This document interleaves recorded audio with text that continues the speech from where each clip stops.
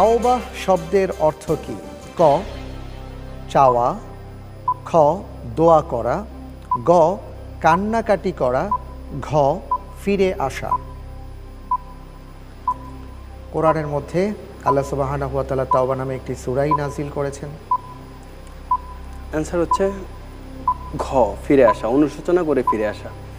যদি কেউ কোনো অপরাধ করে তাহলে আল্লাহ রাব্বুল আলামিনের কাছে খুব কনফিডেন্টলি বলছেন। হ্যাঁ, কনফিডেন্স বলছি। আমরা নিয়ে নেব এটা। হ্যাঁ, এটা নিতে পারেন ইনশাআল্লাহ। লক করে দেওয়া হোক ঘ ফিরে আসা। আপনার উত্তরটি সঠিক হয়েছে, আলহামদুলিল্লাহ।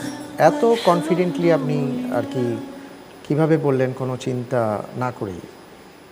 না, আসলে আমরা তো অপরাধ করি, এই জন্য আসলে ফিরে আসতে হয় মাঝে মাঝে।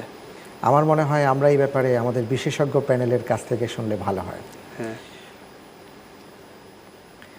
আমি প্রথমে আসছি ডক্টর আব্দুল্লাহ জাহাঙ্গীর আপনার কাছে, যে তাওবার ব্যাপারে আল্লাহ রসুল সাল্লাল্লাহু আলাইহি ওয়াসাল্লাম আমাদেরকে কি কি সুসংবাদ দিয়েছেন, যদি একটু সংক্ষিপ্তভাবে বলেন। ধন্যবাদ। জি, তওবার বিষয়ে অনেক সুসংবাদ রয়েছে এবং ইসলামের মূল কথাটাই হলো নিরাশ হওয়ার কিছুই নেই, সবসময় আশা আছে। আল্লাহ কোরআন কারিমে বলেছেন নিরাশ হয়েও না, আল্লাহ তাআলা যে কোনো গুনাহ ক্ষমা করতে পারে।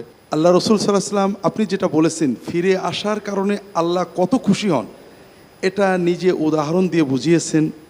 সংক্ষেপে রাসূলুল্লাহ সাল্লাল্লাহু আলাইহি ওয়াসাল্লাম বুঝিয়েছেন যে একজন মানুষ মরুভূমিতে গিয়ে তার খাদ্য এবং পানীয় সহ উটটা ঘুমিয়ে পড়ছিল, উট হারিয়ে গেছে।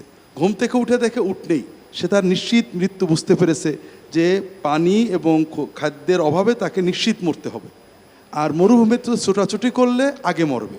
সে অবসন্ন ক্লান্ত হয়ে আবার তন্দ্রাচ্ছন্ন হয়ে গিয়েছে। ঘুম থেকে উঠে দেখে যে উটটা ফিরে এসেছে।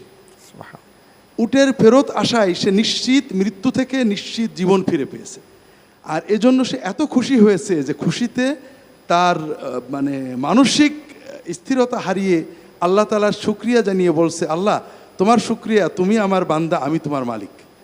আল্লাহ রসুল সাল্লাল্লাহু আলাইহি ওয়াসাল্লাম বলছেন হারানো উটের মালিক হারানো উট ফিরে পেয়ে যেমন খুশি হয়েছে, আল্লাহ তাআলা গুনাহগার বান্দা যখন তার দিকে ফিরে আসেন যে আল্লাহ আমি আর গুনাহ করব না, তওবা করলাম, ফিরে আসলাম, তখন আল্লাহ বান্দার ফিরে আসাতে আরও বেশি খুশি হন।